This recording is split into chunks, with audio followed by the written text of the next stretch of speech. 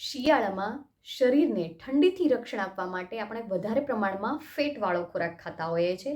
Same process વનસ્પતિમાં પણ થાય છે કે ઠંડીથી રક્ષણ મેળવવા માટે તે સારા એવા પ્રમાણમાં ખોરાક બનાવે છે અને એનો લાભ આપણે લઈએ છીએ લીલા શાકભાજી ખાઈને. તો આ શિયાળામાં આવા સારા સારા શાકભાજી ખાવાની બહુ જ મજા આવે. તેમાંથી જ એક ગાજરની આપણે સબ્જી બનાવવા જઈ રહ્યા છીએ. તો હું કિંજલ જેસાણી સ્વાગત કરું છું મારા કિચનમાં અને આજે હું બનાવું છું ગાજર વટાણાનું શાક.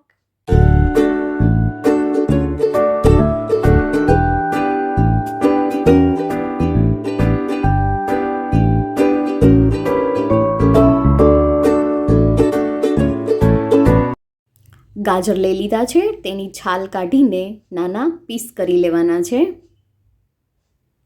પીસ થઈ ગયા છે. હવે ગ્રેવી માટે ડુંગળી, લસણ અને આદું લીધું છે, તેને મિક્સરમાં ક્રશ કરી લઈશું.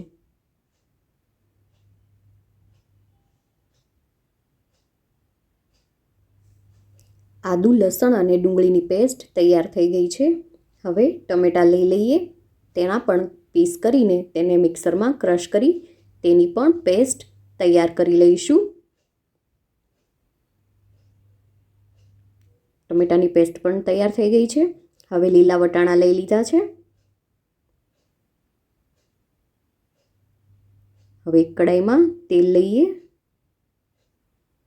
તેલ ગરમ થાય એટલે તેમાં નાખીશું હિંગ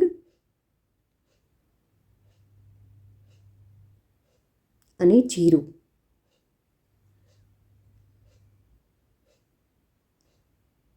ત્યારબાદ તેમાં નાખીશું તજ, લવિંગ અને તમાલપત્ર.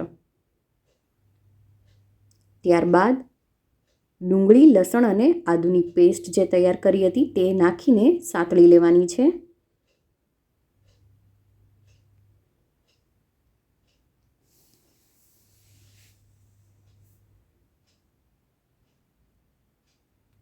થોડો કલર ચેન્જ થાય ત્યાં સુધી સાંતળી લઈશું.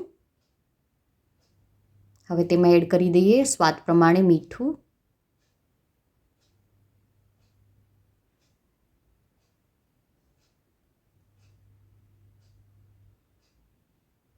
હળદર, લાલ મરચું પાવડર,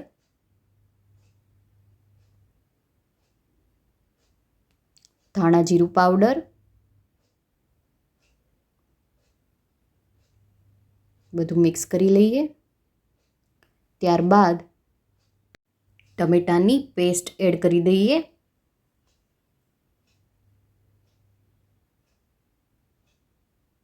અને થોડીવાર માટે સાંતળી લઈશું.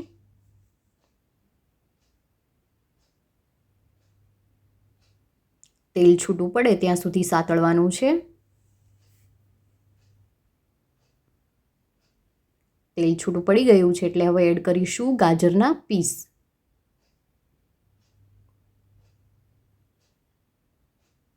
ત્યારબાદ લીલા વટાણા.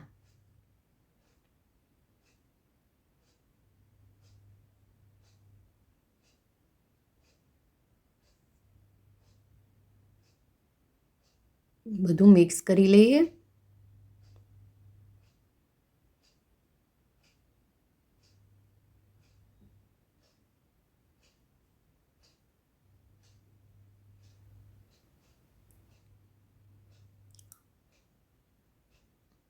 હવે આ શાકને સારી રીતે મિક્સ કરીને તેને ઢાંકી દઈશું અને વરાળથી બફાવા દઈશું. વચ્ચે વચ્ચે ચમચો ચલાવતા રહેવાનું.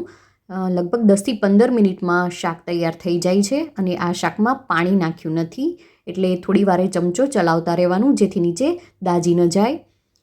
તો તૈયાર થઈ ગયું છે ગાજર વટાણાનું સ્વાદિષ્ટ શાક. હવે તેને લીલી કોથમીર અને કાજુથી ગાર્નિશ કરીશું. બીજી રેસીપી સાથે ફરીથી મળીશું. ત્યાં સુધી આવજો.